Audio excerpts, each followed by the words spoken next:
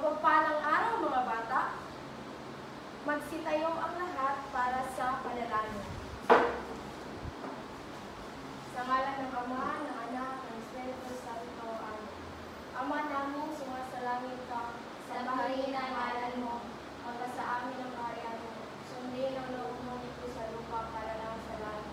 Bigyan niyo kami ng makain sa araw-araw, at patawarin niyo po kami sa aming mga kasalanan, gaya ng patawad namin sa nakasala sa amin. At huwag niyo po kami ipahintulot sa suso at pahiyadyan kami sa lahat ng masasama. Amen. Sa ngalan ng Ama, ng Anak, ng Espiritu Santo. Amen. Magandang umaga sa inyong lahat. Ako nga pala si Binibining Arjane Baguio. Tatawagin niyo akong Binibining Baguio. Bago natin simulan ang formal na talakayan ay maaari niyo bang pakipulot yung mga papel at mga plastic na nasa ilalim ng inyong mga kuha. At saka paki-arrange na din. Salamat at maaari kayong nagsiupo. Ngayon, i-check ko muna yung mga pumasok ko yung araw. Dongog Ayesa. Present po, ma'am. Kanyete Justin. Present, ma'am. Wahing Charis. Present, ma'am. Salamat dahil lahat kayo ay nandito. Ngayon ay meron pala ako ditong kahon na kung saan ipapasa nyo sa kanan or sa kaliwang bahagi ng inyong mga upuan. Tapos, kukuha ang sino ang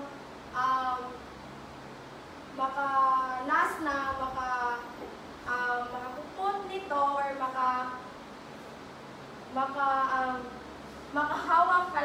makahawak nito ay kukuha ng papel na nasa loob nito. Tapos, susulatan nyo kung ano ang itatanong ko ngayon.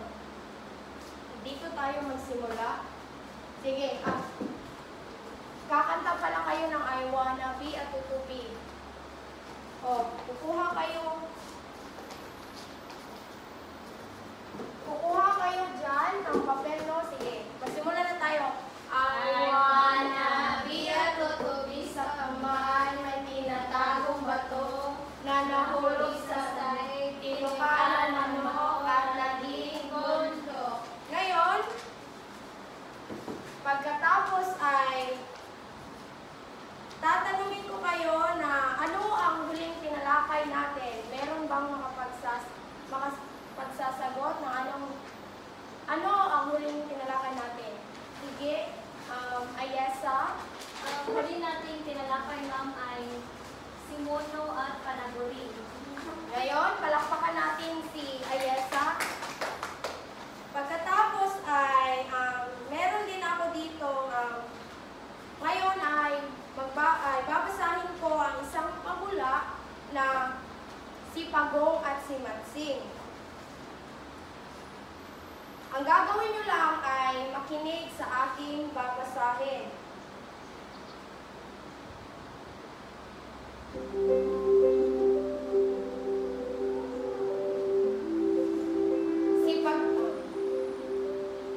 Pagong at si Matsing. Isang araw, namasyal ang magkaibigang Pagong at Matsing. May nakita silang puno ng saging kaya nagtutulungan sila upang mapunta sa lupa ang puno ng saging. Dahil sa kanilang pagtutulungan, nakuha nila ang puno ng saging. Hinati nila ang puno, pinili ni Matsing ang mataas na bahagi dahil may bunga ito. Si Pagong, kinuha niya ang ibabang bahagi ng puno. Nakalipas ang ilang buwan, nagkita na naman ang magkakaibigan.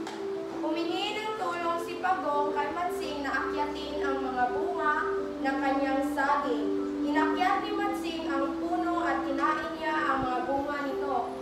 Galit na galit si Pagong kay Matsing kaya nilagyan niya ng mga tinik ang puno ng saging. Nagalit si Matsing kay Pagong kaya tinapon ni Matsing si Pagong sa tubig. Ang hindi alam ni Matsing na gusto ni Pagong ang tubig.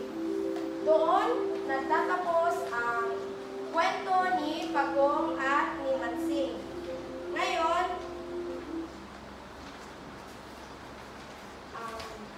may babasahin ako na galing din sa kwento.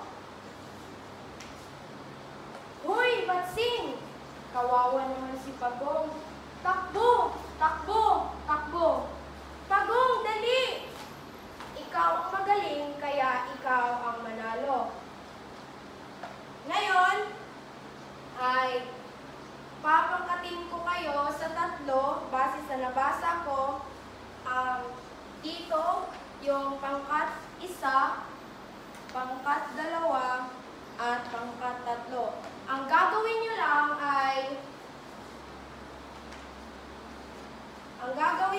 ay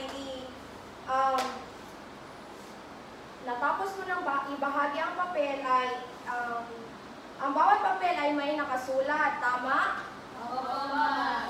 May nakasulat na isang pangungusap mula sa pabula na si Pagong at si Matsing na aking nabasa, na may kaugnayang bantas. Ang pangkatwa, ano nga uli ang pangkatwan? Hoy, Pagong. Pangkato, kawawa naman si Matsing. Pangkatatlo, takbo, takbo, takbo. Ngayon, mayroong isang representante, ang isang grupo na tatayo sa harapan, pagkatapos ay babasahin at ibabahagi kung ano ang naobserbang mga bantas na ginamit sa pangungusap. Magsisimula tayo sa pangkat 1. Pangkat 1. Oh. Charis? Hoy, Pagong! Ang naobserbahan ko, ma'am, ay huwit at padamdam na bantas. Salamat. Ngayon, tumayo si Justin at saka si Ayesa para may Jollibee Club na bigyan natin ng Jollibee Club si Charis. Ngayon, ang gagawin nyo ay 1, 2, 3, and 1, 2, 3. Sige, 1, 2, 3, go! 1, 2, 3, then 1, 2, 3. Sige, salamat ng marami. Charis, ngayon sa pangkat 2. Sa pangkat 2 po ay kawawa naman si Matsing. Ang ginamit po dito ay soldo. Ngayon, bigyan na naman natin si Justin ng Jollibee Club. Pangkat 1 at pangkat 3 ay 1, 2, 3, then 1, 2, 3. Maraming salamat sa inyong partisipasyon. At panghuli ay ang pangkat 3. Ang makinig ko pong ay takbo, takbo, takbo.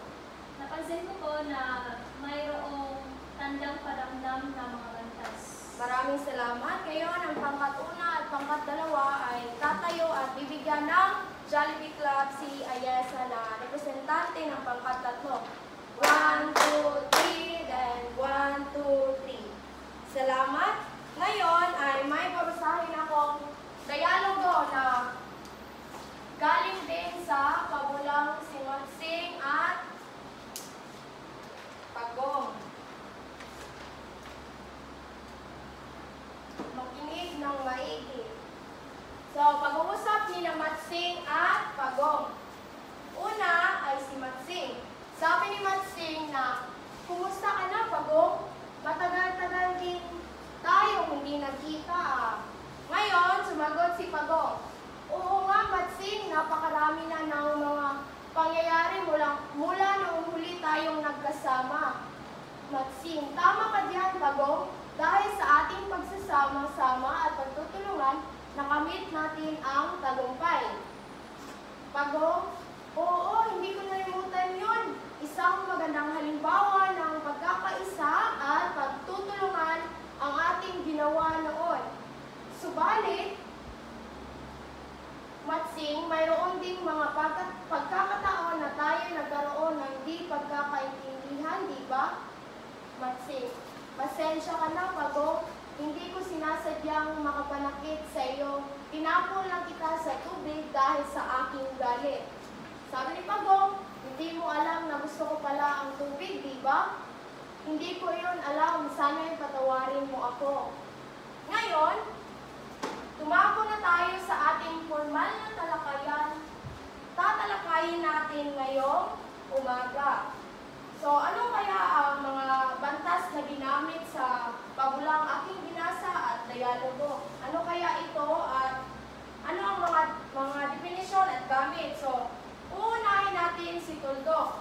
Ang tuldok ay ginagamit na pananda. Halimbawa, igalang natin ang pambansang awit. So, meron ba tayong nakikita sa dialogo na gumamit ng tuldok? Meron na. Oo. Kagaya nito, sabi ni Matsing, hindi ko iyon alam, sana'y patawarin mo ako. Pag sinabi ko chicken, sasabihin nyo nuggets po, ma'am. Sige. Ang tuldok ay ginamit na pananda at marami tayong nakitang halimbawa. Chicken, nuggets. Ngayon, punta tayo kay pananong. Ginagamit ang pananong sa pangungusap na patanong. Meron ba tayo dito? Sabi ni Matsing, kumusta ka na, Pagong? Tinanong niya si Pagong kung kumusta na ba siya dahil matagal din silang hindi nagkikita. Chicken, nuggets. Ngayon, punta tayo kay padamdam. Ang bantas na padamdam ay ginagamit sa hulihan ng isang kataga, parirala o pangungusap na nagsasaad ng matindi o masinhing damdamin. Halimbawa, uy, ang ganda ng bagong sapatos. Uy, ang ganda ng mga ginamit nyo na tsinelas at sandal ngayong araw na ito. Meron din ba sa dialogo? Meron. Oo, hindi ko malilimutan yon. Ginamit din sa dialogo. Meron bang makapagbibigay ng isang padamdam na bantas base sa inyong nakita sa paligid? So, halimbawa, uy, ang ganda ng mga pananim na nakita ko sa labas. Isa din yung padamdam or bantas na pandamdam. Pang-apat ay paggamit ng kuwit o ang kuwit. Ginagamit din ang kuwit sa paghihiwalay ng isang sinipik. Halimbawa, kumain ka ng itlog, gulay at sariwang bungang kahoy. Meron din bang kuwit na nagamit sa dialogo? Meron. Subalit, Matsing, mayroon ding mga pagkakataon na tayo'y nagkakaroon ng di pagkakaintindihan. May mga kuwit. Ano nga ulit ang apat na bantas na ating nalaman ngayon? Ito ay ang Tuldok, pananong, padamdam, paggamit ng kuwit o ang kuwit. Ngayon, palakpakan natin ang isa. Ngayon, may ibibigay ako pasulit.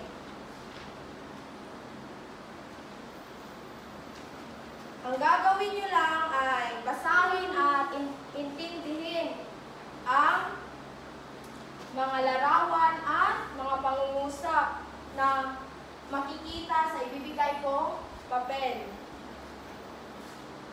Bibigyan ko kayo ng 5 minutos para sumagot.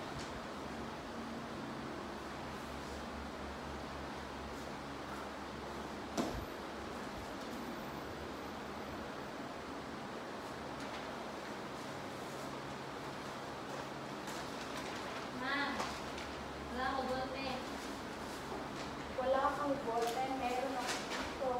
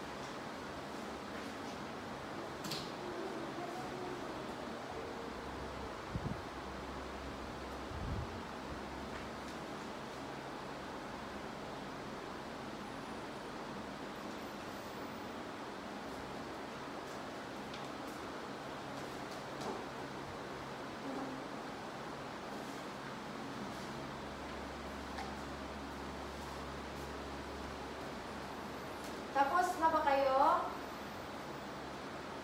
Opo, ma'am. Ngayon ay check natin ang iyong mga sagot o mga nagawa. Sino ang babasa sa unang pangungusap at ibigay ang kanyang sagot? Ayesa. Una, sumasayaw si Rona. Kaludok po ang aking sagot. Magaling, palakpakan natin si Ayesa. Pangalawa, Charis. Maligayang kaarawan. Ang sagot ko ma'am, kadamdam. Magaling, palakpakan natin si Charis. Pangatlo, Ma'am, Justin. saan ka nakatira? Ang pananong ko ang aking sagot ma'am. Magaling. Pang-apat, Ayesa. Aray! Nadapa ako! Malay pandamdam po ang aking sagot. Panghuli, panglima, Ma'am, Charis. bisik mo. Kami ay naglalaro. Kaludok, ma'am. Palakpakan natin si Charis. Ay, sa inyong lahat, parehas kayong magaling sumagot sa mga bantas. Ngayon ay tatawag ako at ang gagawin niyo lang ay tatayo sa harapan at sasalungguhitan ang mga bantas na ginamit. Sa una, sinong gustong sumagot? Una at pangalawa, si Charis. Pangatlo at pang-apat, Justin. Panglima at pang-anim, si Ayesa.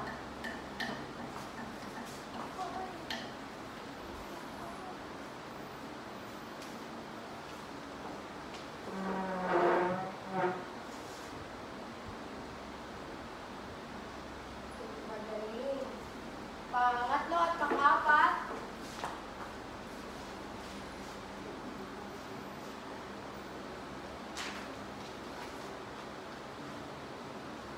panglima at ang pang-anim,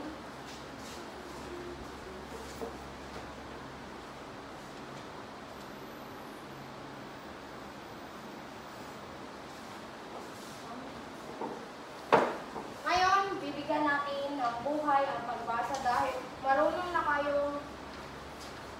kayong pumili kung ano ang mga bantas. Una, paano man natin ito babasahin? Huy! Pagong! Pangalawa, ang taas naman ng bahagi ng puno, kaya yun ang pipiliin mo. Pangatlo, Takbo! Takbo! Takbo! pang-apat, Ikaw na ang magaling, kaya ikaw ang manalo. panglima, Humingi si Pagong ng tulong kay Masing upang akyatin ang puno. pang-anim, Nagaling si Pagong kay Masing, kaya nilagyan niya ng inig ang puno. pang-pito, Tinapon ni Masing si Pagong sa tubig na magalit sa kanya. so ang mga bantas na ginamit ay kuwit, Iwit, tandang kadamdam, padamdam, kuwit, iwit, tuldok, tuldok, at padamdam, tuldok at kuwit. Panglima ay tuldok, tuldok at tuldok. Magaling. Ngayon ay bibigyan ko kayo ng takdang aralin. Itong takdang aralin ninyo ay dadalhin nyo sa bahay nyo, tapos doon nyo sasagutan. Ang panuto nito ay basahin ang bawat pangusap, isulat ang tama kung wasto ang paggamit ng bantas at mali naman kung hindi.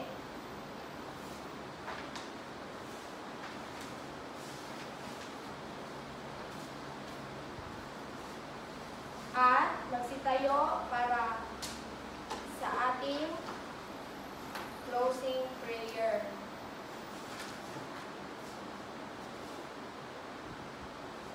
So, tatawagin ko si Charis para sa ating closing prayer. Sa ngalan ng Ama, ng Anak, ng Espiritu Santo. Amen.